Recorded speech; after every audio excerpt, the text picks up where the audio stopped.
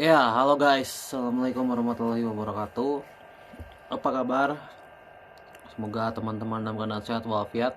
Salam buat keluarga teman-teman di rumah. Salam sepak bola.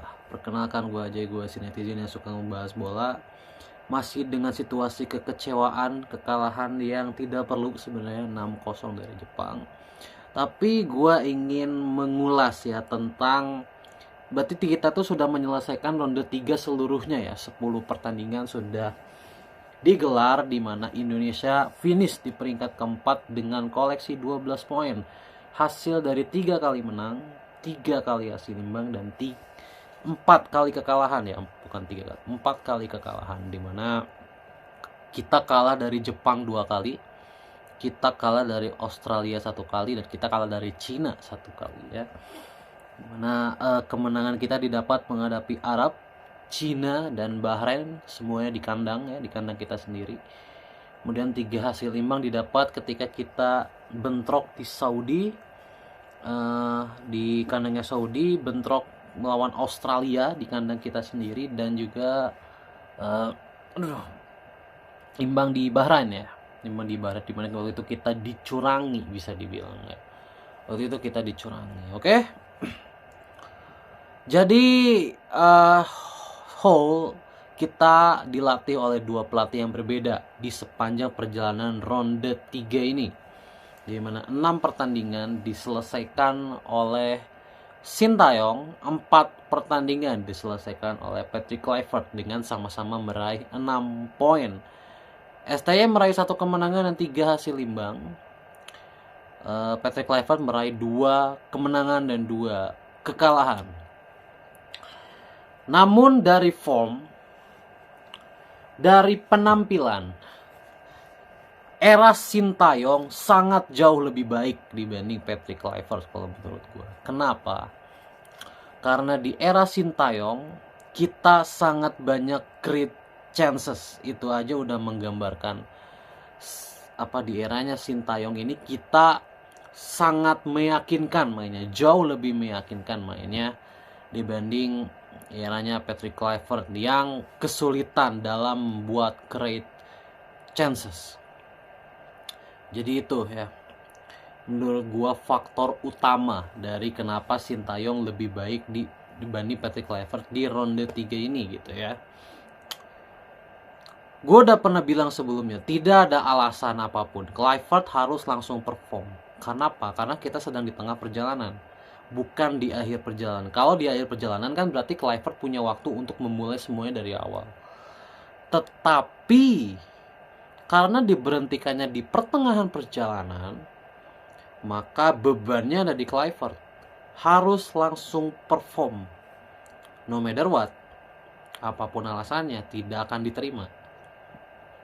Ya, karena kita sedang di tengah perjalanan. Kalau dibilang Kluivert perform atau tidak, menurut gue tidak, gitu ya. Menurut gue tidak. Kenapa? Beruntungnya kita menang lawan Bahrain dan Cina. Target 6 poin itu berhasil digapai. Beruntungnya sehingga Kluivert masih punya nilai positif di kemenangan tersebut. Meskipun kemenangannya ini melawan Bahrain main bagus, melawan Cina mainnya jelek. Terus terang aja, melawan Cina itu sebenarnya kita nggak layak menang. Tapi beruntung kita dapat penalti ya. Lawan Cina kita nggak layak menang sebenarnya. Tapi lawan Bahrain kita layak menang. Jadi 6 poin berhasil didapatkan dan ini bisa gue bilang menambah nafasnya Kluivert. Coba bayangkan kalau itu nggak 6 poin. Gue rasa Kluivert akan habis saat ini juga. Jadi sekarang dia masih punya kesempatan untuk melanjutkan karirnya ke ronde 4. Dan menurut gue ronde 4 haruslah menjadi masa penghakiman dari Kluivert ya. Dimana dari ronde 3 yang sudah berjalan, kita sebenarnya memulai start di ronde 3 ini dengan impresif. Dimana kita berhasil meraih 2 poin dari 2 kandidat terkuat untuk lolos dari grup ini, yaitu Australia dan juga Arab Saudi. Ya, apalagi melawan Arab Saudi, menurut gue lawan Arab Saudi adalah penampilan terbaik kita sepanjang pagelaran ronde 3 ini.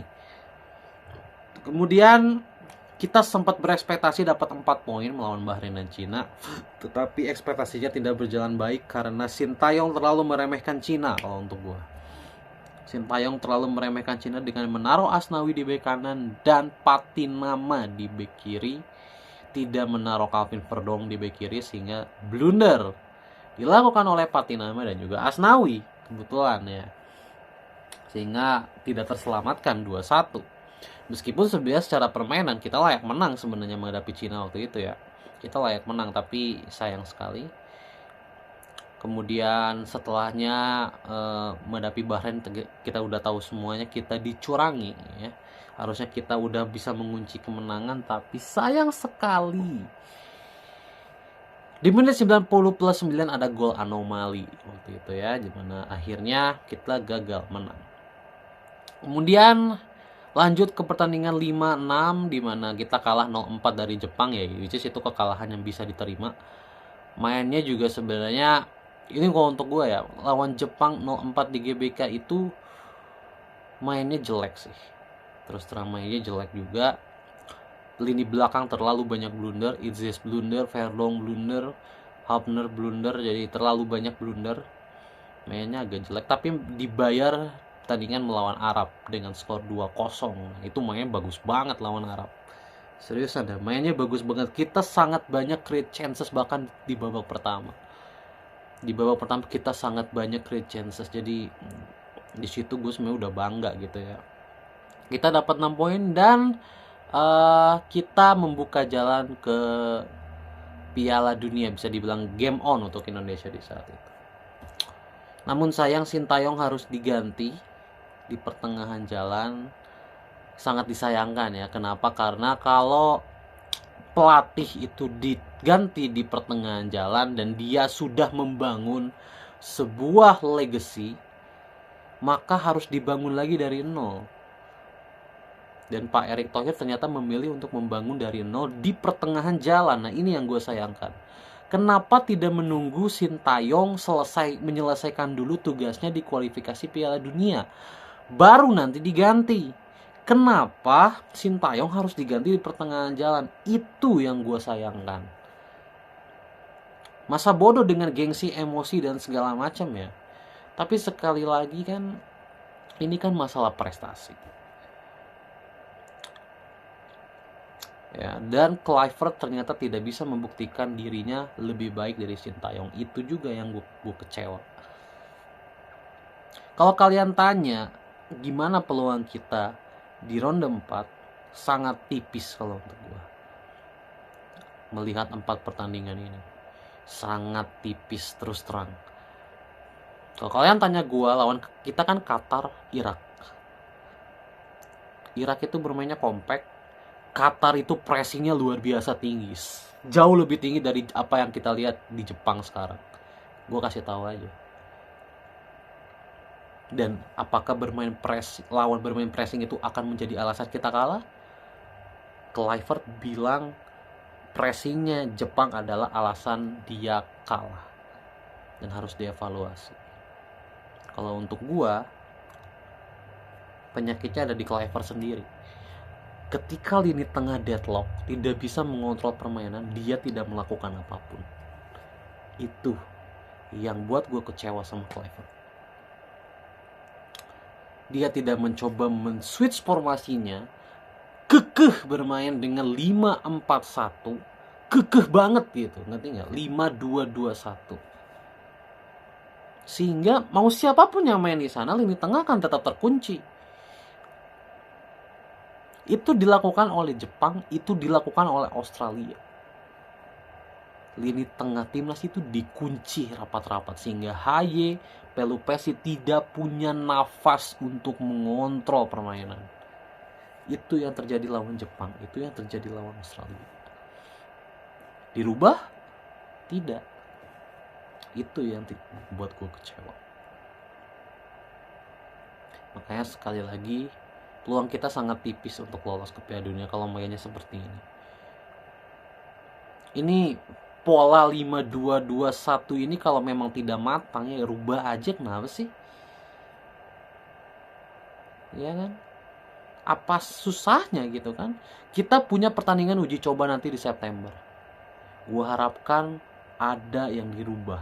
Entah itu formasi, entah itu taktik, entah itu cara bermain. Intinya yang terpenting di formasi ini dari pertandingan lawan Australia dan Jepang ya. Karena kan mereka sangat matang ya Australia dan Jepang dalam organisasi permainan. Dua tengah ini jangan sampai terkunci. Gimana caranya? Nah, Clivert harus menemukan solusi di situ. Ya.